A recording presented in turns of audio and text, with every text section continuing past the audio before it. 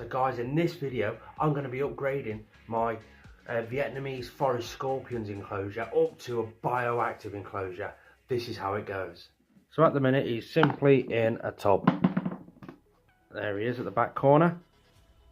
How rubbish is that enclosure? This sort of setup has been bugging me for quite a while. I feel sorry for him. There's literally no enrichment, no nothing in there. It needs to get sorted, and now I'm about to sort it. So the first thing to do is to get him out of the enclosure. Now I'm against handling scorpions and spiders, so this is how I'm going to do it. Got a standard live food tub, and I'll take that out of the enclosure. I will put the lid down there and gently persuade him onto the lid and then put it back on.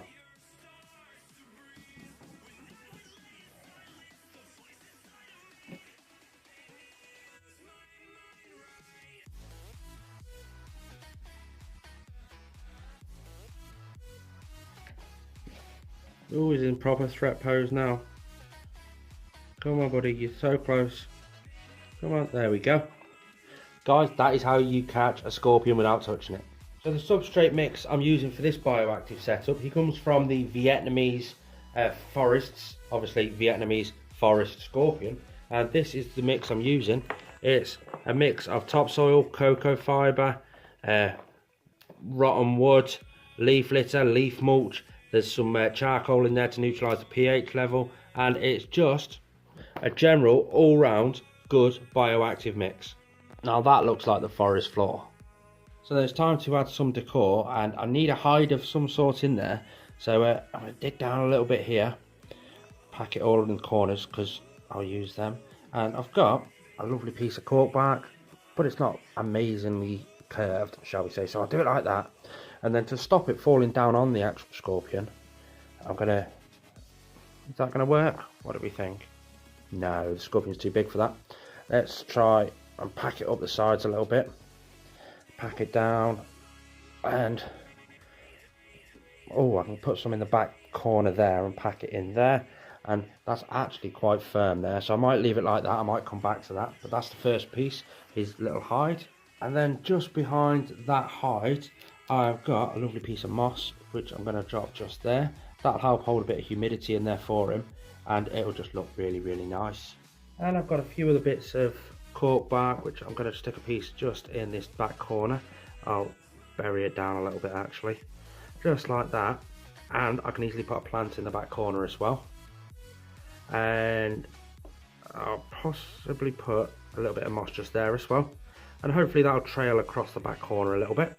Tell you one thing, I've got this lovely piece of wood here. If I chip a piece off the end, there we go, a little piece off the end, I might be able to use it to help support that hide. Pack a bit of substrate around the bottom. There we go. Does that look a bit better? A bit safer? No, I didn't like it there either. Maybe if I cut a bit off. There we go. See if it can go somewhere just like that. Oh, actually, yeah, that's a bit better. I will jam it in a bit. There we go. Looks a lot better. And now the last piece of moss, I am tempted to put it just there. No, it won't suit there. Just there. Yeah, why not? That looks good. So the water dish, I'm going to put it there. No, because that's a piece of flat surface for him to walk on. What about there? Nope. There we go. Oh, then again, that's him walking there.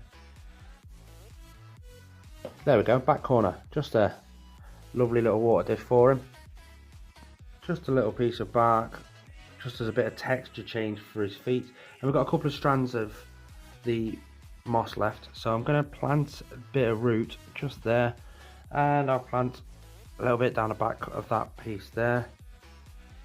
There we go, and that is so far his setup complete. Now that's a hell of a lot better than what it was before. It's got so much more enrichment. There's still a few little bits and bobs I'd like to do. I'd like to get a plant in there of some description, but that is a lot better. That setup is certainly a lot better. All we've got to do now is add in a cleanup crew of, we're going to add in a few baby tropical orange, a few dwarf white isopods and a load of springtails, and then we're going to put him back into the enclosure and see how he reacts. So then guys, let's add him back in. The thing I love about him, he hasn't gone into threat pose a lot. He will do now because we're messing with him, but the way we do it, let's just unclip the corners. Oh, he's in threat pose, so I've got to be careful because that spine can come through. There we go, that corner's done. Oh god. Oh god. Oh god. Right. So he's in there, and it's just simply a case of getting a better angle and seeing what he does, because I think one side has clipped back in with his backside.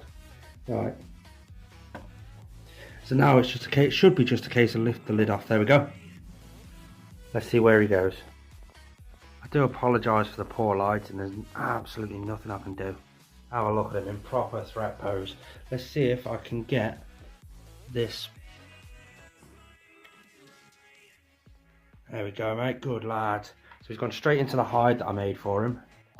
There he is, guys. We're going to leave him in there now to settle in for a few days, and then we're going to try and feed him in a couple of days. He's an absolutely stunning creature. Remember, comment below if you've got any name suggestions, and I shall see you all next time. Thanks for tuning in. And then that dude's going to live on top of one of the snake's vivs over the top of the hotspot, so it's a perfect temperature for him. If you've enjoyed the video, hit the thumbs up, like, subscribe, and hit that notification bell. Peace out, guys.